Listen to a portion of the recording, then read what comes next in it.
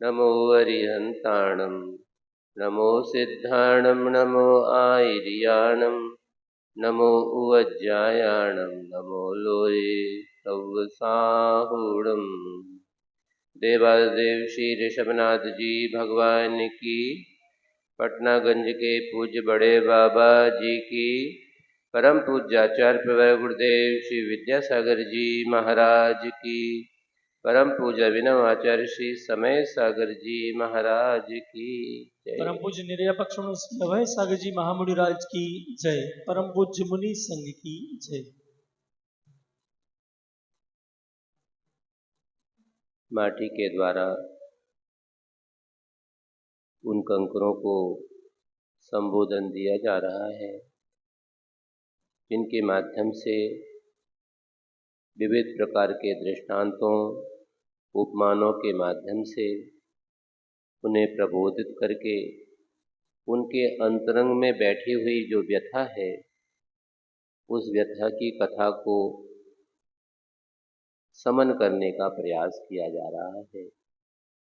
वही बात आगे प्रश्न नंबर 53 पर अंतिम अनुच्छेद, जिसे पैराग्राफ भी कहा जा सकता है, वहां से कथन प्रारंभ हो रहा है। बीज का वपन किया।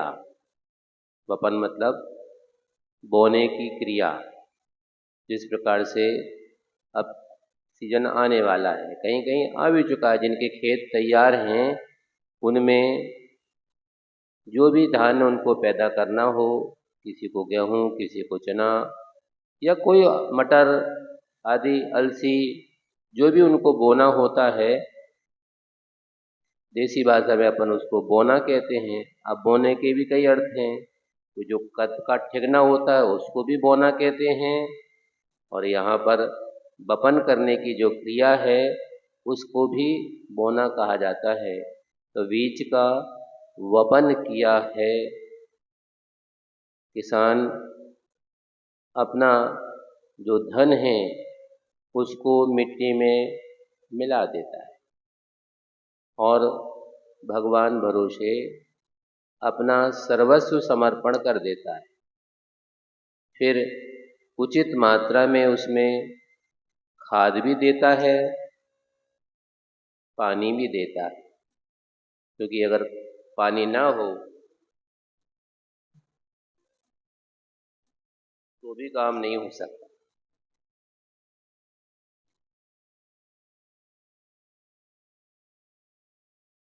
जैसे कि श्री पद्म पुराण जी में एक प्रसंग है, रामचंद्र जी और उनके जो सखा थे, पूर्व पर्याय में दोनों में ऐसा अनुबंध हुआ था, अंग्रेजी में जिसको एग्रीमेंट कह सकते हैं। क्या एग्रीमेंट हुआ था कि आगामी पर्याय में जब हम होंगे, कोई भरोसा नहीं कौन कहाँ होगा, और कदाचित हमारा और तुम्हारा संबंध हो जाए, समीपता हो, और हम किसी कारण से या तुम किसी कारण से तत्व को भूल जाएं, वस्तु स्थिति को न समझें और मोह से गाफिल हो जाएं, तो हम आपस में एक दूसरे को संबोधन देने का, प्रबोधन देने का काम कर देंगे, ताकि हम उस मोह की मूर्छा से ऊपर उठ सकें। ठीक है, हो गया। अब यहाँ पर लक्ष्मण जी का अवसान हो चुका है और भातृ प्रेम में पगे हुए जो बड़े भ्राता हैं रामचंद्र जी, उन लक्ष्मण जी के शव को अपने कंधे पर रख करके नगर नगर, गांव गांव, जंगल जहाँ हैं वहाँ, यहाँ से वहाँ जा रहे हैं। लोग पूछ रहे जी क्या कर रहे हैं बताओ, इनके इतना भी समझ में नहीं आता।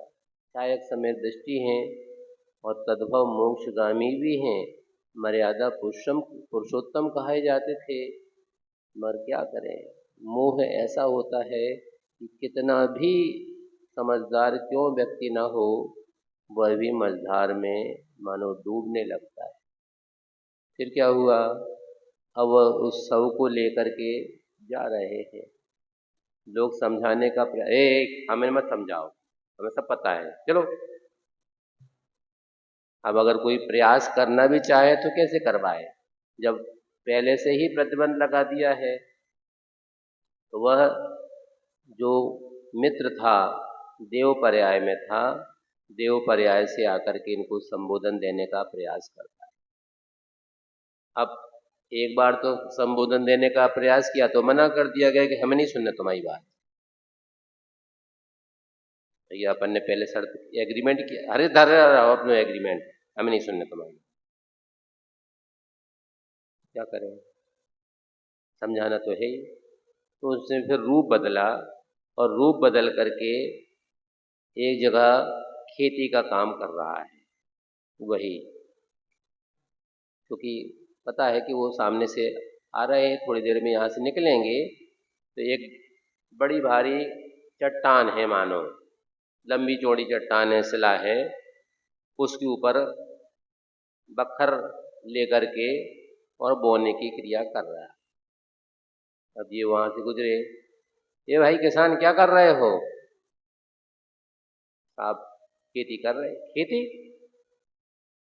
खेती कर रहे, ये खेती तो खेत में की जाती है। अरे इससे का फर्क पड़ता है, खेती करें कहीं भी करो, जमीन भर होना चाहिए अपने पास में। और देखो इतनी बड़ी शिला है, अच्छा बढ़िया स्थान है, यहाँ से वहां तक दूर दूर तक है। भैया इसमें तुम बीज का बपन करोगे तो खाद पानी नहीं मिलेगा, तो फिर कैसे इसमें बीज का अंकुरण हो करके? हमें मत सिखाओ, हम सब जानते हैं। नहीं, क्या जानते हो? तुम्हारा बीज अखारत जाएगा, बेकार चला जाएगा, और तुम्हारे लागत भी वसूल नहीं होगी, और जो दाना है ये भी जानवरों को या पक्षियों को चुगने में काम आएगा, फसल होने वाली नहीं। अरे जब सबको रख करके घूम सकने में वो जीवत हो जाएगा, ये हमें सिखा रहे, आप हमें सिखा रहे थे तब कछु नहीं कर रहे थे। तो ऐसे अनेक दृष्टांतों के माध्यम से समझाने का प्रयास किया गया। मान लो खाद की बोरी है, खाद बिछा दो तय पे। अब अभी आपने कहा था ना कि खाद पानी हवा चाहिए पड़ती है, तो खाद ही खाद रखी है, वो खाद में डाल दो। तो खाद में अगर बीज डालेंगे तो खाद के प्रभाव से वो जल और जाएगा, बीजत्व और समाप्त हो जाएगा। ऐसा भी नहीं करना, अति मात्रा भी हो, जिस प्रकार से अभी बहुत से किसान चिंतित थे। किस लिए चिंतित थे? कि दे पानी दे पानी दे पानी। तो कहीं कहीं तो खेतों में जो फसल लगी थी वह पुनः अंकुरित होना शुरू हो गई, है कि नहीं? कई बार मान लो किसी ने बोनी कर दी कि चलो फसल का समय हो गया, और उस बोनी से वो बीज और सड़ गया पानी में, दोबारा बोनी करने की नौबत और आ गई। इसलिए योग्य मात्रा में खाद भी चाहिए, हवा भी चाहिए। एकदम पैक कर दे तो भी काम नहीं चलेगा। इसलिए बीज का वपन किया है, जल का वर्षण हुआ है। कई बार मावठ का सीजन आता है तो किसान तो ऊपर देखता रहता है, अब बादल हो रहे हैं, हे भगवान बरस जाओ। काहे, हम तो तरस रहे हैं, काहे के लाने, पानी के लाने। अब हमारे पास सिंचाई का न कुआं है, न हमारे खेत में बोर है, न नदियां हमारे पास में है, न तालाब पास में, तो पानी कहाँ से ले आए? फिर आजू बाजू के किसान से पानी की चर्चा कर रहे हैं बेकार, पहले हम अपने खेत में दें कि तुम्हें पानी पहले दे दें। बात तो सही है, पहले उत्तमा स्वात्म चिंता साथ, अपना चिंता पहले सबको होती है। अब हो गई, अब पानी जब कब मिलेगा तो भैया ऊपर ही देख लो, भगवान तना बरस जाओ। काहे, हम तो तरस रहे हैं पानी के लाने, और अगर पानी नहीं मिला, मिला तो 10 दिन बाद मिलेगा तो फिर वो बेकार हो जाएगा।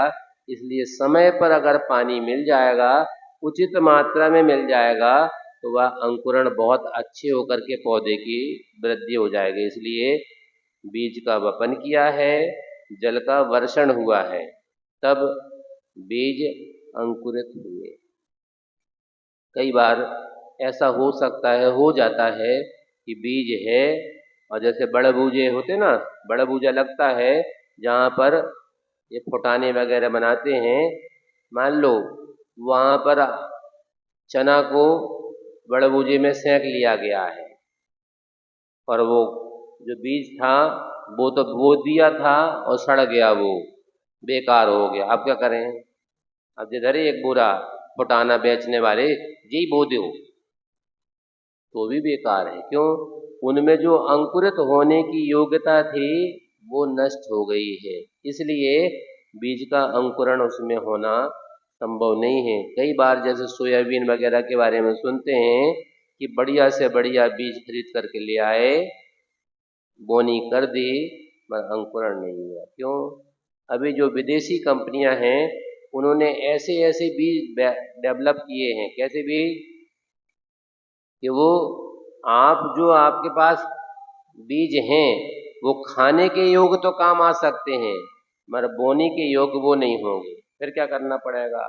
जिस कंपनी ने उन बीजों को बनाया है उन कंपनियों के पास ही जाकर के आपको नया बीज खरीदना पड़ेगा, तो वह अंकुरण होगा, और नहीं तो वो आपका बीज अखाड़ा चला जाएगा। इसलिए वो बीज अंकुरित हुए हैं और कुछ ही दिनों में फसल खड़ी है लहलहाती। जैसे ही वो किसान खेत की मेड़ पे जाकर के खड़ा होता है और दूर तक जहाँ तक उसकी नज़र जाती है फसल हवा से ऐसी ऐसी होती है, तो उसकी छाती भी ऐसी ऐसी ही होती रहती है। प्रसन्न हो जाता है, कितनी बढ़िया फसल खड़ी हुई है। और फसल खड़ी है, खड़ी ही लहराती, बाल वाली अबला सी। बाल लगी हैं, गेहूं की बाल आती हैं, तो वो बाल भी ऐसी ऐसी ऐसी होती हैं, मगर है अबला सी। क्यों? उसमें ताकत नहीं है। कई बार ऐसा होता है कि फसल खड़ी है, बिल्कुल सीधी खड़ी है, और आंधी तूफान जैसा आ गया तो वो ऐसी आड़ी हो जाती है। एक बार अगर वो आड़ी हो गई, समय पर अगर वो खड़ी नहीं हुई, तो फिर वो बेकार हो जाती। क्यों? उसमें जो पौधा बना था, अब बीज का कनेक्शन उसका कट गया है, इसलिए वो आड़ी होने के बाद ऐसी खड़ी नहीं हो पाती। कई कई बार वो ऐसी हो सकती है, जिस प्रकार से वहाँ मुक्तागिरी जाते समय रास्ते में बैतूल के आसपास संतरा का बहुत बड़ा पैदावार होती है, और बड़े बड़े अच्छे, यहाँ तो वैसे संतरा देखने में भी नहीं मिलते, खाने की तो बात बहुत दूर की है। यहाँ तो इतनी गिच्ची गिच्ची से संतरा से मिलते हैं, वहाँ इतने बड़े बड़े हैं। अच्छा, महाराज कह रहे छटोर आती है यहाँ। तो ऐसे उन वृक्षों में सैकड़ों की तादाद में लगे हैं। एक बार मुक्तागिरी की बिहार में जहाँ पहुँचना था, गर्मी बहुत थी और वहाँ पहुँच पाना संभव नहीं था, तो जो व्यवस्थापक थे बोले महाराज यहीं पर अब वो स्थान बदल लिया है और चौकी की व्यवस्था यहीं पास में कर ली है, तो अब रात्रि आहार की चर्या यहीं होना है। यहाँ कहाँ मतलब ये जो किसान का फार्म हाउस है ना, इस फार्म हाउस में ही होना है। अब आहार तो साधु को तो कोई काम है नहीं, तो अब क्या करें? उतई चौका लगने हैं, उतई जाकर के बैठ जाए सामने, तुम इतना काम करियो हम सामने बैठ जाए तो थोड़ा संकित हो जाएगा। जी महाराज ऐसे तो महाराज लोग उतना और आड़े हुए साहब। कई बार आचार्य जी हंसते थे कि देखो हमारे आहार हो रहे तो हमारे आहार देख के जनता टूट पड़ रही है कि नहीं? और हमारे आहार के बाद में या जैसे बिहार होकर के आता ना, तो साधु तो अपनी ठिया पे पहुंच गए, बैठ गए, प्रतिक्रमण में लग गए। अब जो साथ में बिहार करने कराने वाले लोग हैं उनकी भोजन शुरू भई। अब मान लो वहां बैठे थे महाराज और आकर के तो बैठ गए, मगर अब अपनी ठिया पर पहुंचना है तो सामने से निकले तो सब अपने मुंह बताओ क्या हम तुम्हारी थाली छोड़ा रहे का?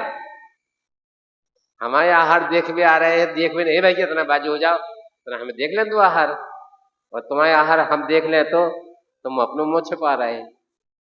संकोच होता है महाराज। इसलिए तो वहां पर व्यवस्था स्थान सीमित था, तो हम लोग किसान के वो जो जंग संतरे के वृक्ष थे बड़े बड़े वृक्ष होते हैं उनकी आड़ में बैठ गए कि ना धूप भी लगेगी, हवा भी लगेगी और पसीना भी नहीं आएगा। पर अब दर्शन करने के लिए जो श्रावक आते हैं, अब उनके मुंह में पानी रिस रहो है काहे, ऐसे तो संतरा हमें कहूँ देखे नहीं आते। अब बड़े बूढ़े तो फिर भी एक बार धैर्य बांध लें, मगर जो नए पीढ़ी के बच्चे होते हैं उनको धैर्य नहीं होता है, तो वो तोड़ने का प्रयास करते हैं। तो वो किसान कितना उदार होता है, ये भैया ये भैया ये रुको रुको रुको रुको रुको रुको, हम तुम्हें बढ़िया उससे भी बढ़िया, तो वो कच्चा है, तुम तोड़ लोगे, दो दाने खाओगे वो फेंक दोगे, इसलिए हम तुम्हें बढ़िया के बढ़िया संतरा दे रहे, इतने ही बैठो, जितने खाने उतने खाओ। मैंने सुना कि बोरा में भर ले जाओ, वो कहना नहीं है, बाजार में खरीदोगे तो पैसा लगेगा, हम उदार हैं तुम्हें खाने के लिए दे सकते हैं।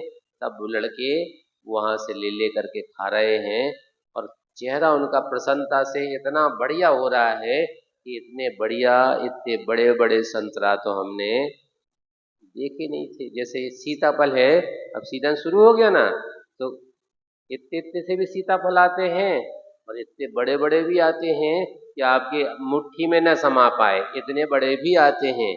तो वो अलग अलग एरिया के अलग अलग उनका प्रभाव, स्वाद सब कुछ भिन्न भिन्न होता है। इसी प्रकार से वह तो बता हम ये रहे थे कि वहाँ देखा कि जहाँ वो संतरा लगे हैं जिन वृक्षों में, उनमें बहुत से बांस बांधे हुए हैं। अच्छा, ये बांस क्यों बांधे भैया, पेड़ तो अपने आप, नहीं नहीं महाराज, कारण ये है कि ये इतने इतने बड़े बड़े जो संतरा इसमें लगे हैं और एक नहीं लगे हैं, बहुत अधिक मात्रा में लगे हैं, तो उनके वजन से उसकी डालें ऐसी पट न जाएं हवा के कारण से, इसलिए सपोर्ट देने के लिए ये बांस लगा करके बांध करके डाली रखी हैं, ताकि कैसे भी हवा तूफान आंधी आ जाए तो भी पेड़ को क्षति ना पहुंचे। इसलिए वो बाल वाली लहराती फसल खड़ी है अबलासी पर, हिम ही नहीं हिमानी लहर भी कुछ ही पल में उस पक्की फसल की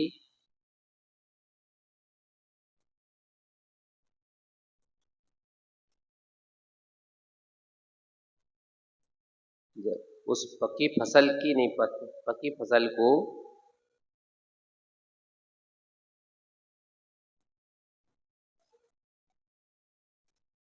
जलाती है ज्वलंसी। अभी हम लोग सतना से बिहार करके कुंडलपुर आ रहे थे, कुंडलपुर से एक दो स्टॉप पहले जहाँ आहारचर्या हुई थी, सामयिक हुई, फिर वहाँ से बिहार हुआ। जिस समय बिहार हुआ उस समय तो मौसम ठीक था, इसलिए बिहार गर्मी तो थी मगर बादल दिख रहे थे, तो सोचा कि बादल हो गए हैं, निकल चलें बिहार कर लें। मुश्किल से 1-1.5 किलोमीटर ही बिहार कर पाए और ऊपर से पानी तो आना शुरू ही हुआ और पड़ पड़ पड़ पड़ पड़ पड़ आंवले बराबर बेर बराबर ओले भी। तो गनीमत थी कि जिसको जहाँ शरण मिली वो वहीं रुक गया, छुप गया। कोई वृक्ष के नीचे खड़े हैं, कोई टपरियाँ बनी हैं, टपरिया के नीचे हमें कुछ नहीं दिखा, सामने एक पुल दिख गया, तो हम लोग पुल के नीचे जा कर के खड़े हो गए। पर जब रुक गई ओलावृष्टि, देखा तो दूर तक जहाँ तक दृष्टि जा रही सड़क पर, इधर खेतों में ओले बिछे हुए। अब इतने बेर बराबर हैं तो वो अगर किसी के मुंह पे घले तो वो कपड़िया खून से सन जाए, ऐसी स्थिति निर्मित हो सकती है।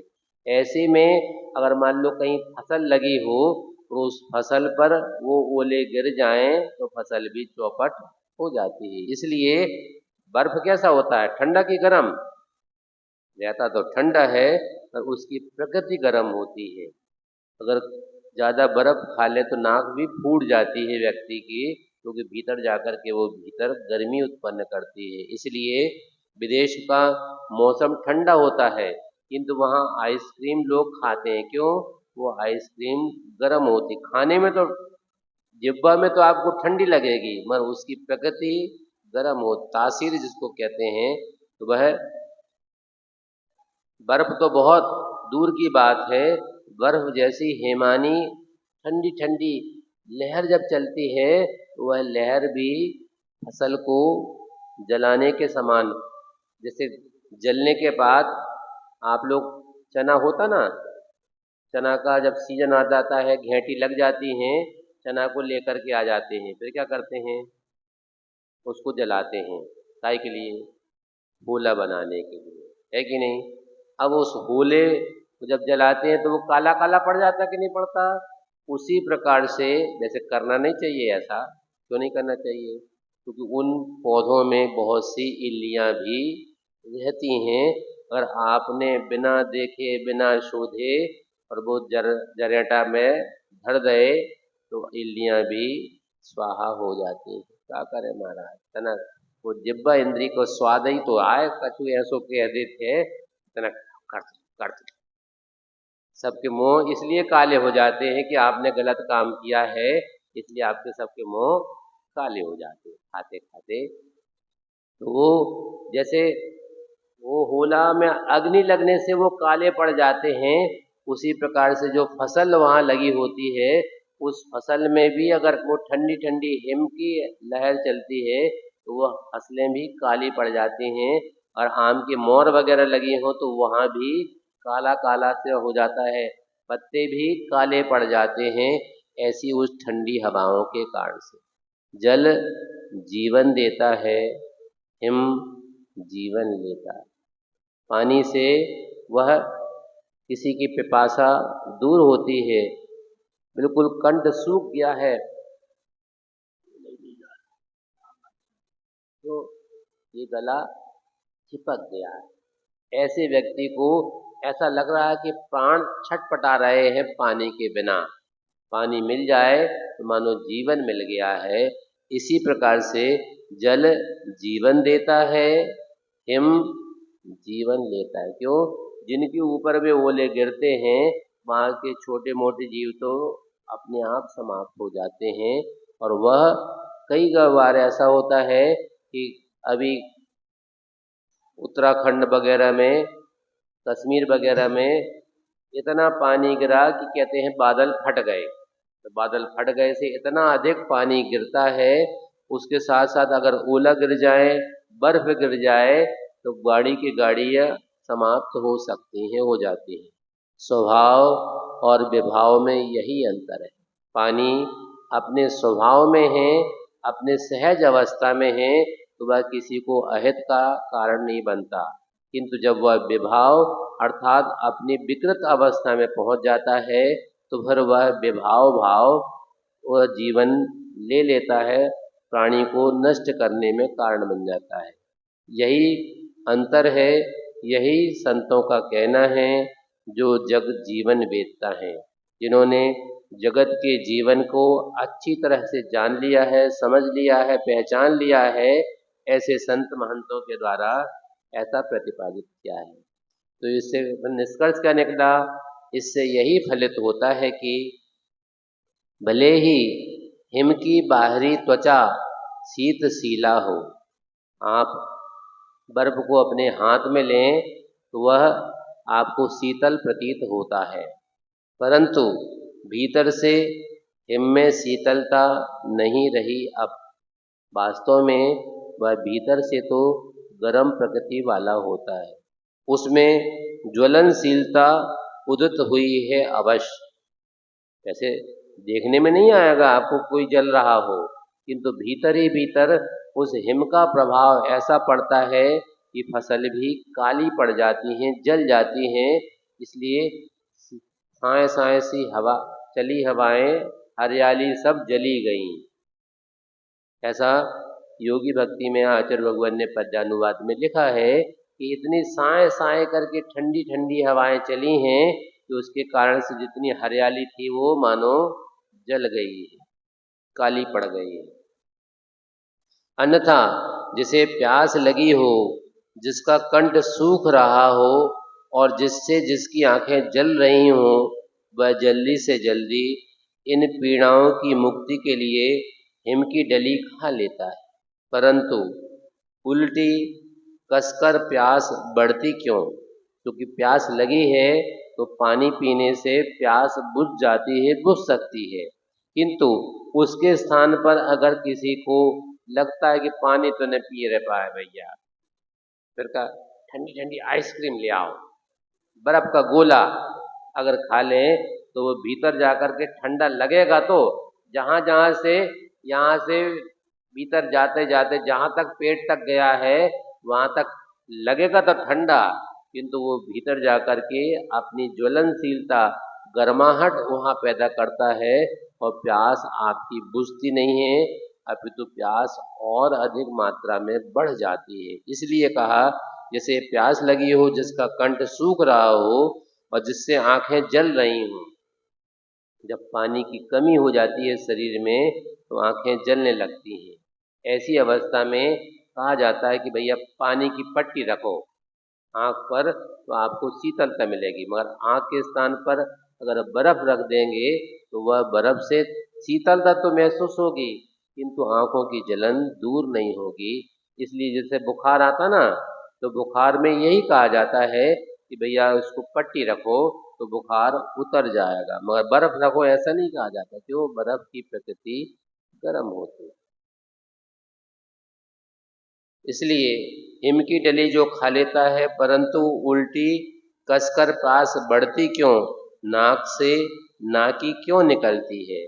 वह नाक से खून वगैरह भी किसी किसी को ऐसे ठंडे पदार्थ खाने के बाद नाक फूट जाती है तो यहाँ से खून भी बहना प्रारंभ है। यही तो विभाव की सफलता है और स्वभाव भाव की विकलता।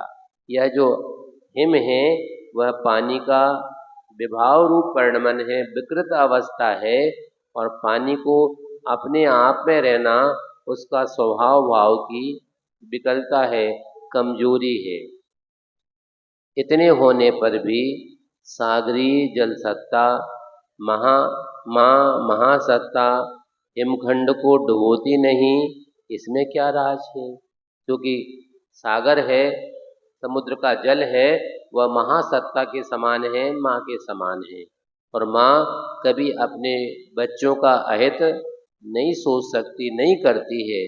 कलयुग का प्रभाव पड़ जाए तो बात अलग है, किंतु जो भी माँ मातृत्व हृदय होती है वह अपने हो चाहे पराए हो, बच्चे तो बच्चे होते हैं।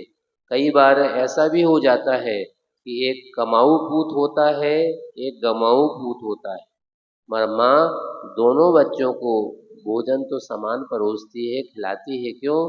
भले ही यह बच्चा पैर कमाई नहीं करता है, गमाने में ही काम करता है, मगर क्या करें, है तो आखिर हमारी ही संतान, इसलिए जैसा भी है अपना ही है ऐसा मान करके उसका भी परिरक्षण करती है। इसी प्रकार से सागर के जो जल की अपार राशि है वह मानो माँ के रूप में महासत्ता है, और वह हिमखंड भले ही उस पानी का विभाव विकृत रूप अवस्था है, किंतु उस हिमखंड को डुबो दे भीतर नीचे ले जा करके, नहीं, इसमें क्या राज है?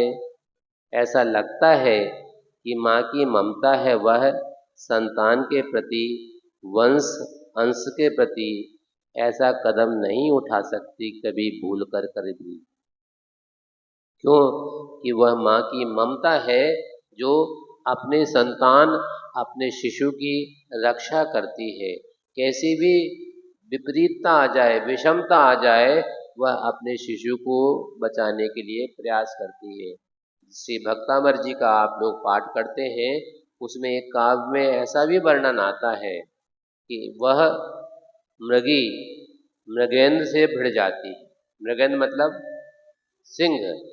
उन सिंह के सामने उनके बच्चे को अगर झपट करके खाने के लिए अगर शेर तत्पर हो जाता है तो वह माँ जानती है कि मैं इससे बचा नहीं पाऊंगी तो छोड़ दे, जा मर जा मर जा मर जा, नहीं, बनती कोशिश अंतिम क्षण तक भले ही उसकी मौत हो जाए हिरणी की, पर वो अपने बच्चों को पहले बचाने के लिए तत्पर हो जाती। जैसे इतने पे बैठी न बे, उनकी संतान वहाँ हो सकती है हो, तो उनको खिलाने पिलाने के लिए वो आते हैं, कहाँ कहाँ से दाना चुग करके लाते हैं और बच्चों को खिलाने के लिए तत्पर हो जाते हैं। इतना ही नहीं, कई बार ऐसा देखने में आता है कि चाहे ये हो, चाहे चिड़िया हो या अन्य कोई भी पक्षी हैं, मान लो अभी यहाँ से अगर बिल्ली अगर निकल जाए, वहां नहीं पहुंचने वाली, मगर बिल्ली यहाँ से निकल भर रही हो तो जितने आसपास पक्षी हैं वो अलग आवाज करके चिड़चिड़ाना शुरू कर देते हैं। क्यों? क्योंकि हम भी अपनी रक्षा कर रहे हैं और आसपास जितने और पक्षी हैं वो सतर्क हो जाओ, क्योंकि यहाँ पर हमारा हित करने वाला नहीं, हमारे हित अपने को छीनने वाला आ गया है। कभी भी किसी के ऊपर उसका विपरीत प्रहार हो सकता है। इसलिए ऐसी अवस्था में अपना आपकी अगर रक्षा करना है तो अपने आप को बचा लो। इसलिए यहाँ कह रहे हैं कि माँ की ममता है वह संतान के प्रति, जैसे अपना वंश है और अपना ही अंश है, इसलिए उसके प्रति कभी भूल करके भी ऐसी कदम नहीं उठाती है। सब कुछ कष्ट भार अपने ऊपर ही उठा लेती है। बच्चे को कई बार ऐसा देखने में आता है, पढ़ने सुनने में भी आता है, जैसे रानी दुर्गावती हुई, रानी लक्ष्मीबाई हैं, वह युद्ध करने में तत्पर हुई हैं, मगर उनका बच्चा भी है। अब बच्चों को कहाँ ले जाएं? तो यहाँ पर अपनी पीठ पे कपड़ा से अपने बच्चे को पीछे बांधे, आगे बांध लेते तो नहीं। क्यों? सामने वाला हो सकता है तीर चला दे तो पहले मैं मरूंगी, हमारा बच्चा नहीं मरेगा। इसलिए उस बच्ची की रक्षा करना है, उसको पीठ से कोई प्रहार नहीं करेगा, सामने से ही प्रहार करेगा तो हमारी संतान सुरक्षित रहे। इसलिए सब कुछ कष्ट और भार अपने ही ऊपर उठा लेती है और भीतर ही भीतर चुप्पी बिठा लेती है। सब कुछ सहते कुछ ना कहते, ऐसा आप लोग भजन में कहते हैं। उसी प्रकार से वह भीतर ही भीतर बालक है। मान लो आप मंदिर आ रहे हैं, दादू कहाँ जा रहे हैं? मंदिर जी जा रहे हैं, हम भी चल रहे हैं। नहीं तुम नहीं चलोगे। नहीं नहीं हम चलेंगे, हमें ले चलो। नहीं नहीं भैया तुम परेशान करोगे। नहीं हम बिल्कुल परेशान नहीं करेंगे। नहीं तुम कहोगे कहीं ले लो। नहीं हम नहीं कहेंगे। वो सब कुछ रनवा लेता है, सब कुछ आपसे हाँ में हाँ मिलवा लेता है और आपके साथ साथ चल रहा है। आ तो गया पैदल चलते चलते, मगर आपकी चाल और बालक की चाल दोनों में बहुत जमीन आसमान का अंतर होगा। आधी रास्ता हो गई, दादू फिर आ रहे, कहीं ले लो। जो हमने पहले मना किया था न कने, अब कहाँ करें, पैर तो फिर आ रहे, ले लो कहीं। देखो गाड़ी नहीं, गाड़ी में नहीं बैठेंगे, चलेंगे तो आपके साथ ही चलेंगे। थोड़ी देर और चल लेते हैं, हो चलो चलते हैं, मगर क्या करें, बालक तो बालक है, थक गया।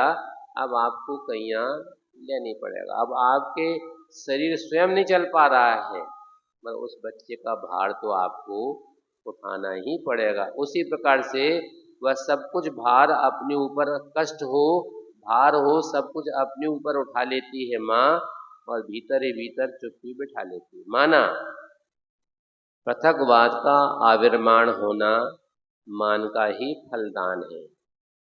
पृथकवाद क्या है? परिवार सामूहिक रूप से रह रहा है। एक बार हमने देखा नागपुर में एक परिवार के यहाँ हमारा पड़गान हो गया, आहार के लिए गए तो लगभग उस दिन 70-72 लोगों ने हमें आहार दिए। कितने? 7-8 नहीं, 70-72। और उन मोहल्ला पड़ोस के नहीं, एक ही घर के 6-7 भाई थे और एक बड़ी बाखर थी। उस बाखर में ही पूरा कुटुंब रह रहा था। चर्चा में आहार कराते जाते थे, वो बताते जाते थे, महाराज जी हमारे बड़े भैया की छोटी बहू, ये फलाने भैया की फलाने नंबर की है, ऐसा पर जे फलाने भैया का अमुक लड़का है, जे उनका पोता है, जे नाती है, आदि आदि सब कुछ बताते बताते बोल रहे थे कि महाराज जी हमारे यहाँ पर अभी भी 70-72 सदस्यों का घर है, मगर अभी भी एक साथ रोटी भी बनती है, एक साथ भोजन होता है। इतना ही नहीं, चाय भी अकेली नहीं बनती, गंजा भर करके चाय बनती है पूरे घर भर के लिए, कुटुंब भर के लिए। इतना बड़ा परिवार है। अब कितना आपस में परिवार एक दूसरे को एडजस्ट करता होगा। तो हमारे यहाँ तो व्यवस्था ऐसी है कि जितनी बहुएं हैं उनमें अघोषित रूप से ऐसी व्यवस्था है कि सुबह की नाश्ता की व्यवस्था ये बहुएं संभालेंगी, भोजन की व्यवस्था ये संभालेंगी, तो अंतव की व्यवस्था ये संभालेंगी। तो कोई को भार भी नहीं होता है, और काम को कपड़ा ये धोएंगे तो झाड़ू पोछा वो लगाएंगे, आदि आदि जितने काम हैं सब आपस में एक दूसरे के परिपूरक बन करके। तो हम नहीं कर रहे हैं, कितने लोगों को काम करें। हम रोटी बनावे खिलाने बाई बनेगा, हम नहीं करेंगे, तुम तो अलग हो जाओ। बस यह पृथकवाद का आविर्माण होना मान का ही फलदान है। मैं क्यों कम हूँ क्या? हमारे पिताजी के यहाँ तो हमने कब्बसी ने उठा करके इतने सोते रखी और इतना हमें झाड़ू पोंछ हमने कर है, तुम तो अलग हो जाओ। ये पृथकवाद ही मान के कारण से होता है। साथ ही साथ यह बात भी नकारी नहीं जा सकती है क्या कि मान का अत्यंत बौना होना मान का अवसान सा लगता है, किंतु भावी बहुमान हेतु वह बीच का कभी काम कर सकता है। अभी तो मान नहीं है, किंतु भीतर ही भीतर जैसे अग्नि है, हमने दृष्टांत में पहले बताया था आपको। अब आज के ज़माने में तो ऐसा नहीं होता, हो सकता है किसी के घरों में होता हो। पुराने ज़माने में कुर्सी होती थी, कुर्सी नहीं गुरसी। क्या होती कुर्सी? कहीं कहीं उसको बरोसी भी बोलते हैं मालवा साइड में। तो वो मिट्टी की बनी रहती है, गोल गोल टाइप की। उसमें ठंडी के समय पर कंडा को जला करके घर के सदस्य बैठ गए,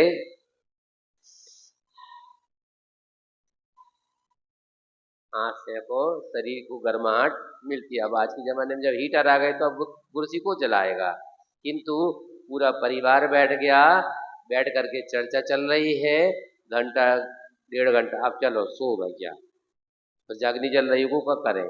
बुझा दे? नहीं, बुझाना नहीं, फिर क्या करें? उसी कंडे को राख के नीचे छुपो दो, ऊपर से राख ढक दो, फिर क्या होगा? वो अग्नि बुझेगी नहीं, वहां से भीतर जलती रहेगी। सुबह हो गया, सो करके उठ गए, वही कंडा की राख फिर अलग की, अग्नि फिर तैयार है। ऐसे ही वह बाहर देखने में तो अग्नि नहीं दिख रही है, किंतु भीतर ही भीतर अग्नि जल तो रही है। इसी प्रकार से मान का अत्यंत बौना होना। अभी जैसे कोई व्यक्ति है, पहलवान के साथ में लड़ाई हो गई, अब नाम तो नहीं पता था कौन से का लड़ाई हो गई, लड़ने के लिए पहुंच गए, तो उसका स्टील डॉल शरीर को देख कर भैया का क्या बात? कुछ नहीं, कुछ नहीं, देख रहे थे आप कौन है, इससे क्या हो गया चर्चा?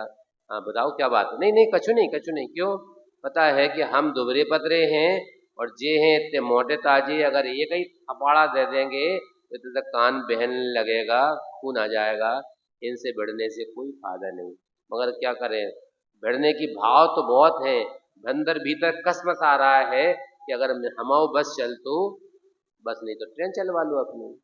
नहीं, क्या करें महाराज, इनके सामने हम थोड़े फीके पड़ रहे हैं। मगर हमारी अगर बस चलती तो फिर हम इनको बता देते। यहाँ वही बात कर रहे हैं कि मान का अत्यंत बौना होना, बहुत छोटा हो जाना भी मान का अवसान सा लगता है, समाप्त सा लगता है, किंतु भावी बहुमान हेतु वह मान का बोना यानी बपन भी हो सकता है। भले ही अभी आप सहते जा रहे हैं, कहते कुछ भी नहीं है, किंतु भीतर ही भीतर अग्नि धधकती रहती है और कभी भविष्य में आकर के वो विस्फोट कर सकती। समय आपका हो गया।